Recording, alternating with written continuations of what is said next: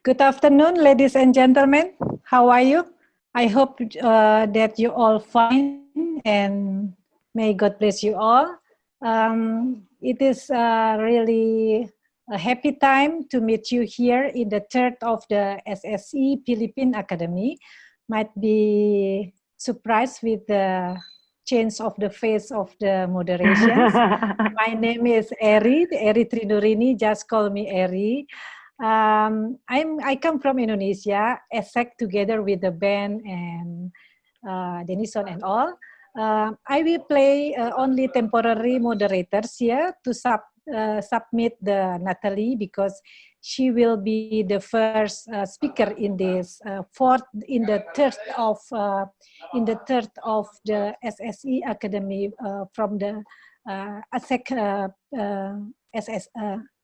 ESSEC Philippines. So today we have the title, the theme. Overall, the speakers quite homogeneous. Everything's talking about the gender, but not only women talking about the gender, but there is as well a man talking about gender. So we have quite plural presenters. This is Rosalinda Ofreno, and then Dr. Nathalie, and then Jendaline, and the last is Alejandro Sebastian. So the first speaker will be Nathalie, and will be followed by Professor Rosalinda, and then the third is Jendaline, and the last but not least is Alejandro Sebastian. So now time to meet the time, because I'm sure that the discussions will be very interesting as usual. I will read briefly about the bio of the Nathalie. Nathalie Africa Verceles. She is or Nazi. He is calling as Nazi. She is the director of University of the Philippine Center for Women and Gender Studies. She is member of the faculty and Department of Women and Development Studies, College of Social Work and Community Development in University of Philippines, Diliman. She was also the director of the Doctor of Social Development Program of the UP's CSWCD. Nathalie has the Bachelor Economic degree from the University of London and the BA in Philosophy and the Master of Art in Women and Development Studies and a doctorate in Social Development, all from the University of the Philippines, Diliman. Her research and extensions work are in the area of the gender and development and gender and the economy. Nathalie is a treasurer and a member of the board trustee of the Likan Center for Women's Health, an organization focused on promoting the health and the right for the women from marginalized communities. She is also the treasurer and members of the board of trustee of the Women's Studies Associates of the Philippines. So we can see from the bio that she's really focusing all the career and the interest on gender. It's really interesting, excited to listen from you, Nathalie. Now your turn, please. Thank you very much, Eri. Magandang hapon po sa lahat. Welcome to session 4 of the SSE Online Academy. Today we will be discussing the social solidarity economy and gender, which is a subject very close to my heart. Also Dean in VIS, who was my dissertation advisor. So you probably think, why is it necessary to consider gender issues when we talk about the social solidarity economy? Well, to start off, gender is a very fundamental category of difference in society. So 50% of the world's population is comprised of women. The prevailing gender ideology comprised of gender roles, norms, and stereotypes is related to unequal gender relations where men are dominant and women are subordinate. In building an alternative economy, which is what we want to do with the social solidarity economy, we want to make sure that we do not replicate women's economic marginalization and subordination, which is what they're experiencing under the current neoliberal economic system. Thus, the social solidarity economy must mindfully address women's distinct needs interests, and priorities. Now I'm going to share my screen because I have a presentation, which I hope to finish very quickly. Oops, sorry. Okay, so it's Pathways to Women's Empowerment via Feminist Solidarity Economics. And you will note that I did not use SSE. This presentation is based on my 2014 dissertation. And as I mentioned earlier, Dean Inday of Linea was my advisor.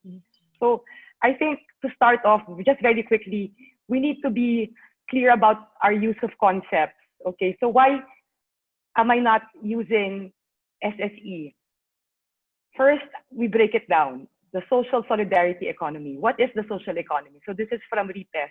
So the social economy, which is the first part of the social solidarity economy. The social economy is comprised of organizations, for example, cooperatives, that are oriented around social aims, which are prioritized over profits. And social economy advocates push for this sector, which is the third sector, the first being the public, the second being the private sector. So the advocates push for the third sector, the social economy, to be accorded the same legitimacy with a corresponding level of support in both public resources and policy. So that's the social economy. Now, what is the solidarity economy? Again, according to VIS, the solidarity economy seeks to change the entire social and economic system. And it has a systemic, because it wants to change systems, it's transformative, and it's also post-capitalist in its agenda.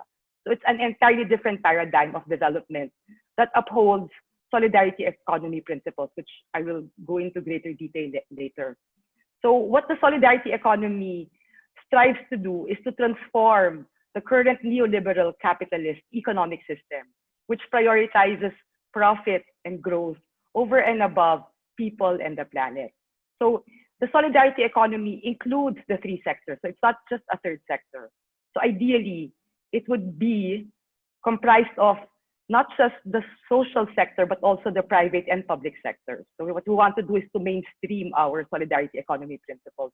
And it is pluralist. In other words, it does not dictate any rigid blueprint, and that there is no belief in a single correct path. So it values and builds concrete practices, which is what we have been doing with the SSE Online Academy. We have been surfacing practices that may be considered SSE practices.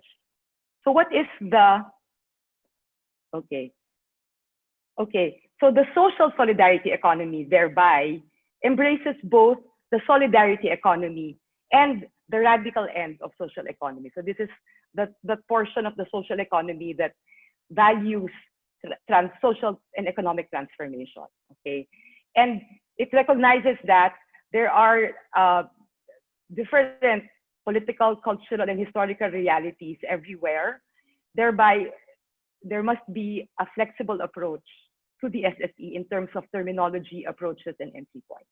Okay, so that's the SSE. Okay, my presentation is focused on solidarity economics.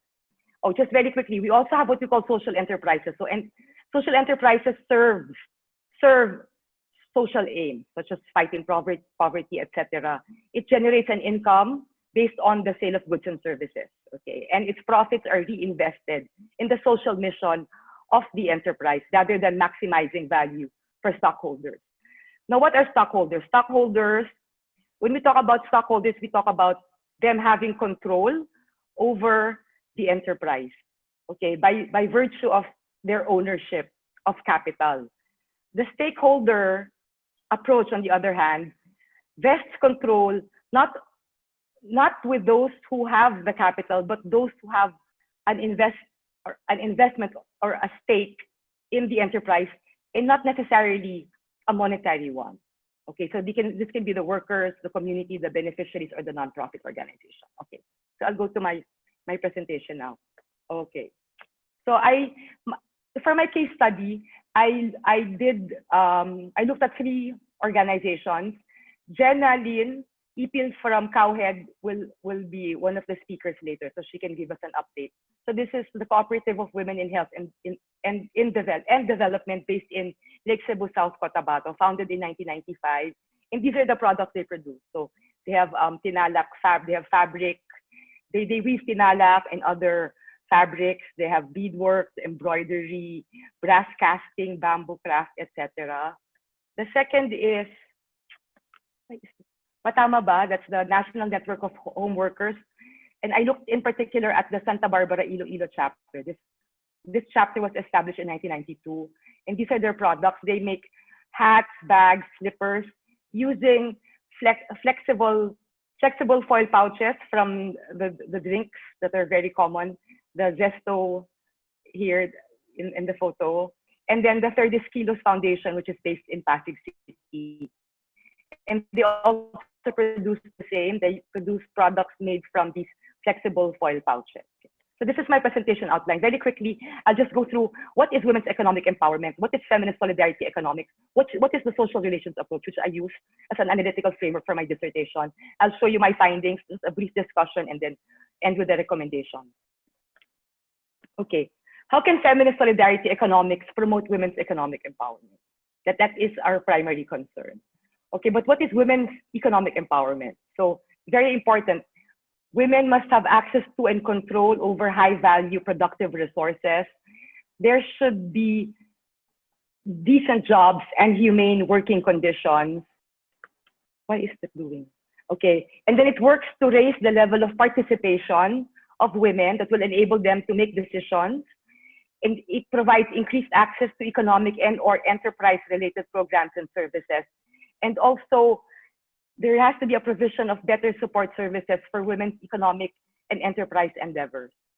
And then we should be also mindful about women's gender-responsive roles and expectations, and there should be less constraints on them in order for them to participate in the economic sphere. And then these should result in better incomes, expanded capabilities, and life opportunities for women. So what is feminist solidarity economics? We already define solidarity economics, but I'll go through it again later. And then what we need to look at is the feminist economics perspective. So this is the critique of the orthodox economics or the neoliberal model that is currently being used. So it's simply a merging for me of these perspectives into feminist solidarity economics. So what is feminist economics? Feminist economics essentially calls attention to mainstream economics in how it disregards women's gendered reality. So what it aims to do is to improve women's economic condition. So what is the problem with mainstream economics as far as feminist economists are concerned? There is a blindness to women's unpaid work. So this is the work that women perform in households. It's also built on gender stereotypes about work that is suitable for women and the gender division of labor, where women are mostly consigned to household work. And then there is also the asymmetrical or unequal power relations between women and men. So that mainstream economics does not look at these. And it also assumes that the economic actor is rational, atomistic, self-interested. So this has a male bias. It does not look at other identities apart, such as gender, class, race, ethnicity, religion, etc. And it prioritizes economic over social needs and ignores the environmental cost of economic growth. So solidarity economics, we all know, is an alternative to mainstream or orthodox economics. It's a social and economic order where all economic activity prioritizes meeting people's needs and the needs of the environment and the sustainability of the environment rather than the maximization of profit. It's grounded on these values, what we call our solidarity economics values, solidarity, that's cooperation, altruism, nurturance, empathy, concern, etc., and not the pursuit of narrow individual self-interest.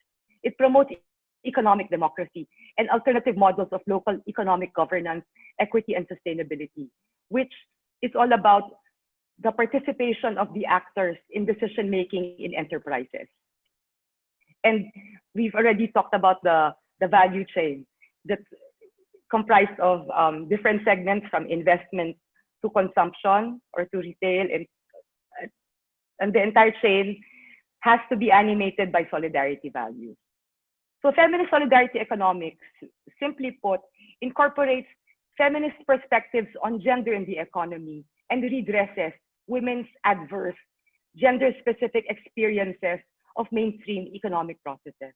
So what the mainstream economy is unable to do for women, the feminist solidarity economics must be able to address. So we distinguish also the neoliberal actor from the solidarity actor. So the neoliberal actor is very masculine, so it's competitive, aggressive, self-interested, atomistic. The solidarity actor, very feminine, values and practices behavior that's oriented towards others. So that's empathy, altruism, reciprocity, generosity, altruism, etc. So very important, the actors in the economy. So solidarity economics is by its very nature feminine, because all of the traits that we want to inculcate in our SSE actors are actually traits that women were socialized or were taught or were raised to acquire. But in current society, not just in our market society, in all aspects of our society, what is feminine is devalued. It's seen as the basis of women's economic subordination. So when we say we want to engender solidarity economics, we also talk about valuing and propagating what is feminine. Okay. Okay, just very quickly. This is in Jenna sa sa COWHED. I asked, magkano po ang isang brass bracelet? She said, the answer is 130 pesos. So I said, hindi po ba pwedeng 150 pesos na lang? Okay. So I'll very, very quickly go through Nela Kabir's social relations approach. Please look at the center. I studied many things in my dissertation, but for this presentation, I'm focusing on the Solidarity Livelihood Project, the three case studies. So I looked at the rules. What are the values and norms that animate the enterprise? I looked at the resources. These are human, tangible, and intangible resources. The activities, what do they do? Okay. People, I looked at patterns of inclusion, exclusion, who's in, who's out, whose placement, where are they, progress, who progresses, okay? And I looked at also the dimension of power, which has to do with the relations of authority and control within the organization. So these are my findings. For COWHED, comprised mostly of Tiboli women, okay? This is an indigenous peoples group. Within the organizations, women are considered as capable and productive workers and able to contribute markedly to total household income. So they are seen as empowered, educable, they can be trained, they can learn, confident, proud of their Tiboli culture, able to use their traditional skills to produce goods they can sell. And they're also seen in Patamaba as capable of operating their own group enterprise project in addition to their other personal livelihood activities. And in KILUS, my third case study organization, the women were seen as environmentalists, as able to develop themselves and harness and profit from their skills. Okay, so while the spheres of activity and the tasks supported by their organizations are feminine, and you can see that by the products that they produce. As members of women's organizations, there is no exclusion. So this is apparent in the resources made available to all the women. So all three case study organizations have a production center with equipment. They provide training, marketing assistance, materials, loans, and cash advances. So now we go to the intangible resources. As women who have bonded together in an organization to meet both their individual and collective needs, there are other resources that have accrued to them. So these are respect and recognition of their organization by others. So that's strength in numbers, strength as an organization, group cooperation, organizations they can turn to for assistance in times of need, which we know is very valuable for low-income women because oftentimes they don't know where to turn to, and dedicated and committed leaders. We need to talk about organizational culture as well, because if we talk about solidarity economy, it has to be an economy that is founded on these critical humane values. So this is the culture that the women pointed out as apparent in their organization. So it's compassionate, caring, and mindful of their welfare and of their families. They feel welcome and free to articulate their problems and their needs. their concerns are given value, and there is open communication between the leaders and the members, and where there is solidarity, cooperation, trust, unity, mutual help and concern, closeness, and camaraderie among the members. Please note that when I was doing my interviews, I did not tell them what solidarity economics is all about. Okay, so all of this that we are hearing came from the interview. So that emanated from their own experiences. The personal characteristics of the organization's leaders have also proven vital, as they are key in shaping organizational culture. What are these? Kindness, commitment to helping the members, and readiness to render assistance, being welcoming, empathetic, patient, and non-discriminatory, being understanding about their situation as workers and mothers, being humane, compassionate, and responsive to their members' needs, being approachable about personal and financial problems, and openness to criticism and suggestion. The women also articulated that they were appreciative of the emphasis the leaders placed on discipline in terms of work ethic, producing quality work, and honoring their debt. I also asked, ano iniisip mo kapag nagtatahi ka? And then her answer was, iniisip ko na gusto ko lang makatapos. This is in Patama ba? Okay. Financial policies were also highlighted in the discussions. These include, for the COWHED women, loans and cash advances for emergencies and materials purchases. For the Patamaba women, easy credit at a low interest rate and a Damayan fund. And microfinance savings that can be drawn from for family emergencies. For the KILUS women, weekly salaries and payments paid once a week with no delay, overtime pay, 13th month pay, patronage refund, and dividends. And they also had in KILUS educational loans at a low interest rate, paid homestay visits from foreign visitors, and immediate financial assistance for members who figure in accidents or affected by natural calamities. Very important, marketing assistance. So all three organizations provide marketing assistance to the members. And this was repeatedly emphasized as an immense service because it allows the workers to concentrate on production without having to concern themselves with finding markets for their products. How do they cultivate solidarity? It's accomplished in many ways, through their even regular meetings, their general assemblies, celebrations, activities such as trainings and seminars, out-of-town trips, attendance as an organization in barangay, municipal, and city events. So all of these provide opportunities for bonding, also for strengthening solidarity within the organization. The principles of cooperatives and the organization's VMG are reinforced by the leaders in discussions with the members. Members are also visited and monitored by the leaders, particularly for those who live very far from the center. I also looked at how participation in this livelihood projects affected their status in the various spheres of the household, the community, the market, and with respect to the local government. Okay, so positive impacts across all spheres. And at the household level, paramount response was increased income and expenditures. Other shared responses were increased respect and appreciation from husbands as a result of women's contributions to the household income, resulting in greater assistance with the household chores. At the level of the community, women experience higher regard from co-residents as members of their organization. They are also, as an organization, able to secure support from their barangay officials and also from their municipal and city officials. Membership in the organizations also assists women, and this was mentioned earlier, in terms of their participation in the market because the organizations provide marketing assistance. In terms of personal changes, the recurring themes were related to having their own employment and income, enhanced self-confidence, self-improvement, the broadening of social spheres, being just outside your homes, and improve relations with others.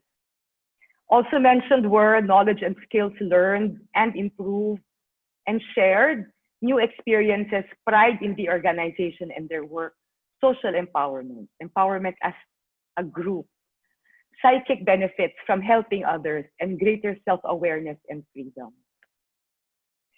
Individual assessments of personal changes also foregrounded outcomes that were relational within their organizations and in harmony with the ethics or the ethos of solidarity economics. So feminist solidarity economics is inclusive towards women and is responsive not only to their practical gender needs, which relates to their day-to-day survival needs, but also their strategic gender interests of gender equality, gender justice, women's empowerment. Therefore, should be gender transformative. It also addresses the issue of class. Feminist solidarity economics is a mode of production, okay, premised on solidarity and cooperation where the means of production are collectively owned. So this really results in averting the exploitative relations that are intrinsic in the capitalist mode of production, which fosters class differentiation and also the contradiction and struggles between classes, those who own capital and those who work for the capitalists. So given the socialization, because we know that women are taught, from the time they are born into how to be other-oriented, we can see solidarity as organic in women and in the organizations they create. And this was shown in the organizational culture and the personal characteristics of the leaders. So doesn't it seem intuitive that women should assume leadership in the solidarity economy? The case study organizations also counter the unequal gender division of labor through their support for women's income generating activities, because it allows them to participate in the productive sphere outside of their household. They are responsive to practical gender needs through the tangible and intangible resources provided. But these can also be used to promote the strategic gender interests. So transformation of unequal gender and class oppression as an imperative is recognized only by Patamaba, because Patamaba makes sure that members are conscientized on their rights as women and as workers, their many roles across the various institutional sites, and also their freedom to make and assert decisions. Institutional and personal transformation can empower women to directly oppose women's subjugation based on gender and class, but this is not automatic.